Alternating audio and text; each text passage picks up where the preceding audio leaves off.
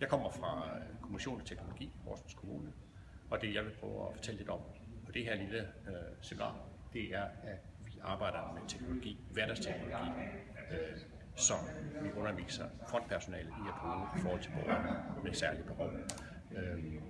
Det handler jo egentlig om at finde borgerens potentiale og forløse borgerens potentiale. Og rigtig mange borgere i Horsens Kommune har en masse teknologi til rådighed.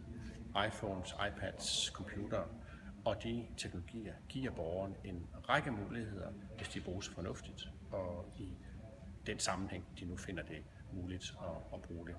Det kan være autister, der har brug for noget struktur og styring. Det kan være folk med ADHD, der har brug for noget fokusering. Det kan være en timer, det kan være funktioner som kogeprogrammer, det kan være små YouTube-klip, man finder.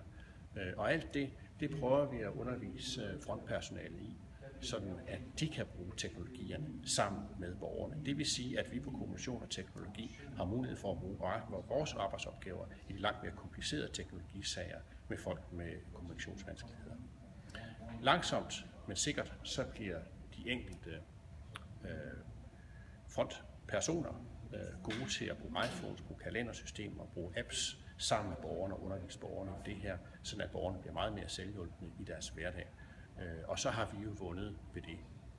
Det vi gør på teknologi og kommunikation, det er, at vi underviser for eksempel mestringsenheden og andre fra kommunen, som kommer ned til os eller beder os om at komme til en enkelt sag. Det kan være en større gruppe.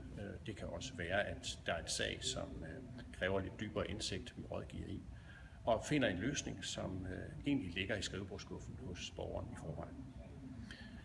Det gør jo, at vi kan på den måde spare nogle ressourcer, samtidig med, at vi yder en bedre service.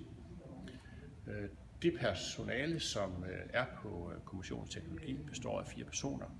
En, der har rigtig meget styr på teknologi, en, der har rigtig meget styr på IT-systemer, en ergoterapeut og en, som forstår noget på læring og teknologi.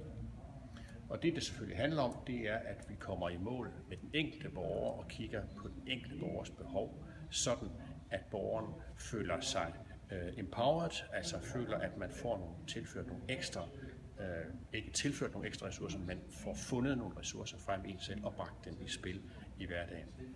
Så det var et lille kort intro om det, vi foretager os.